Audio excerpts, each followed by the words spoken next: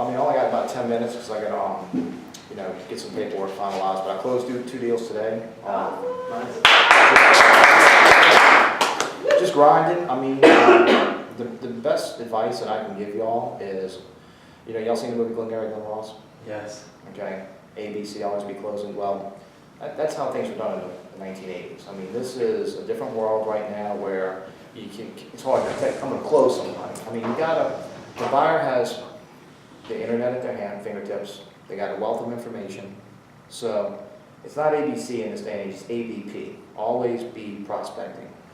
You gotta constantly prospect and meet new people, whether it's networking, cold call, foot canvassing. So I spend 70% of my time prospecting, 30% closing, moving deals to the phone. And what that allows you to do is be a tortoise closer. You're not desperate. You got a big funnel to where you're not haggling one or two deals, pushing them, because it never goes well. So, and you win fast and lose fast. That's pretty much the nuts and bolts of what I do. Don't go suckering up the CPAs. You want to, you know, try to just set up lunch and learns. You know, bring them sandwiches. You got to get good presentation skills, taking questions on the fly from a bunch of people. And I just got one deal, just called me up, say, hey, CPA told me to give you a call. So, Aflac reps, build relationships with them, multiple ones. Just go out there and grind. That's about it. Any questions? Talk about your planning. You've got a very consistent way about how you prospect. Talk about that. You know, it's kind of gross, but you have to have a termite mentality. You have to get in there into that company. Like I'll fish a lot on LinkedIn. Like I don't search for companies, I'll search for people and job titles. So LinkedIn's a good tool. Get hooked up on that big time. So I'll see, you know, Cindy Jones, HR director of, you know, ABC Hospital. I'll send her an invite. So I'll look up that hospital on Google, put it in Salesforce as a company. Then I'll try to get an email, get an email, start a part-out campaign. So then I'll set tasks where I'm going to call this company once a week until I get a hold of her. And you get a hold of her, just nice and play, you know, this is what we do, we're NetChecks, we're HR-based solution, you know, we keep it simple, sell the appointment, and it's like to come talk to you for about 10 minutes. Well, we use Paychecks, we use ADP. Great. Well, you know, you're outsourcing. That's good for my industry. I'm glad you're outsourcing. I'm glad you're with Paychecks. Helps me out. What are they doing? How, you know, what are they doing? And just kind of, oh, have you ever thought about this? So, and that's just basically setting the appointment to see what we can do. This is how we're better. This is how it can be a benefit to you. Maybe we are, maybe we're not. So that's how I get in the door. I'll go foot canvass it if no one's taking my calls or it takes forever. I'll have certain tasks.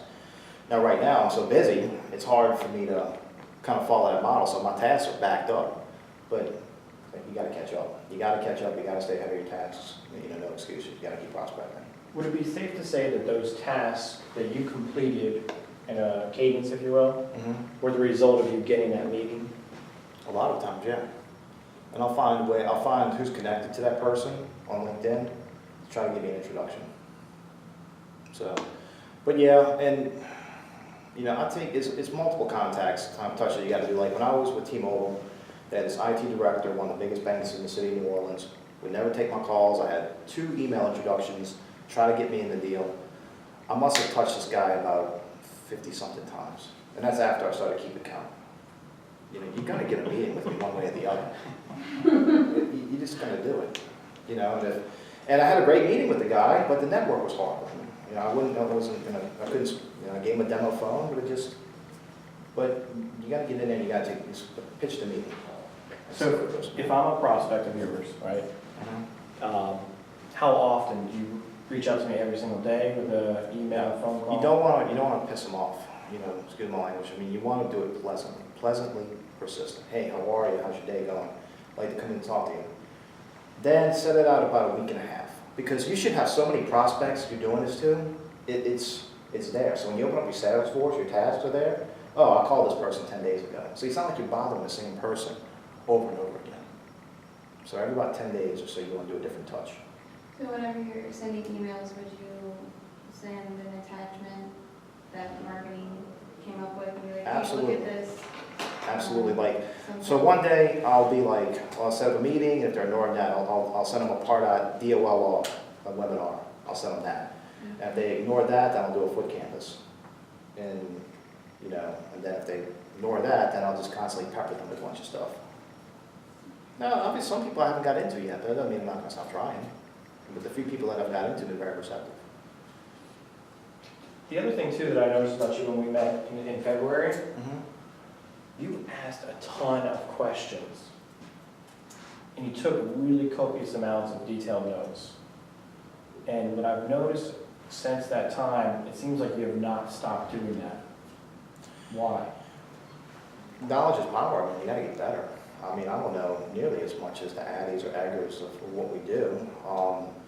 You know, Will asked me one time, you know, recently, are you generically selling or are you solution selling? Are you solution based in restaurants and asking all those certain questions? And I'm like, I'm not gonna blow smoke up his ass and say, well, I'm leading with this. I told him I'm generically selling. He's like, that's an absolute wrong answer. You gotta go in with solutions, with POS integration, with restaurants. So, how can you be successful until you master that? You gotta generically sell.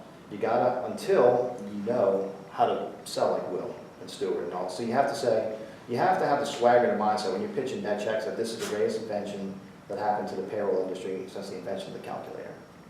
Because we got the technology, we got the platform. And you can generically sell and be successful until you be lethal and master the business. But yeah, taking a lot of notes, listening to John, you know, and Amy, they know what they're doing. They're not going to steer you wrong. Just be a sponge and go with your instincts. And just, but yeah, take a lot of notes.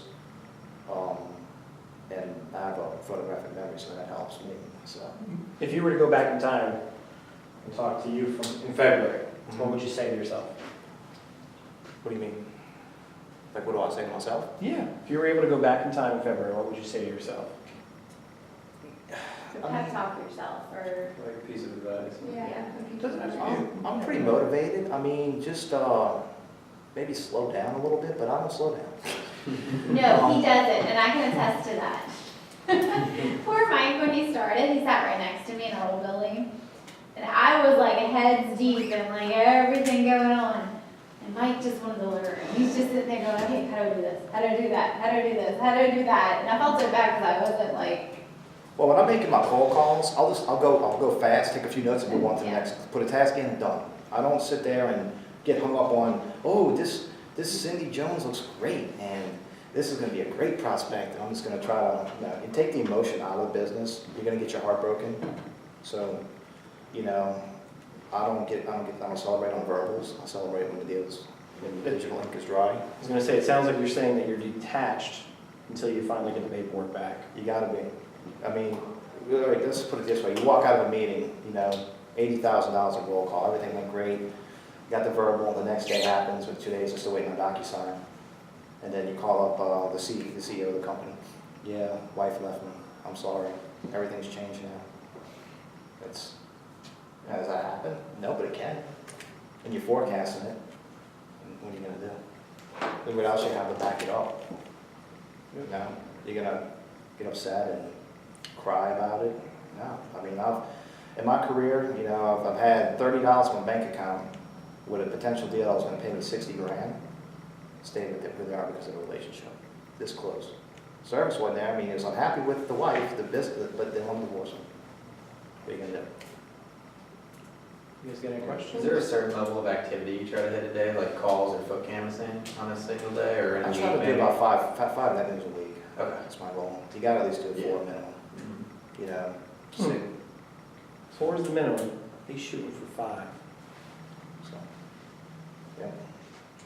But you got my email, you know, John knows how to get in touch with me by all means. If you have any questions, shoot a chatter.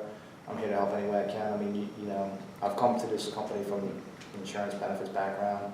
We're doing to the brokers what ATMs are doing to bankers. So you need to really feel confident in the direction of this company. And you're with an exciting company, an exciting industry right now to be a part of. So y'all made the right choice. The question is, y'all really want to go get it? Y'all. Is it?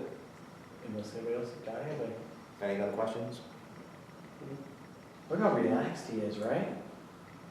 he's on a mission. I know. He's just short, sweet, concise. I love it. Yep. Thank you. Thank you, John. Thanks, It's Mike. my note.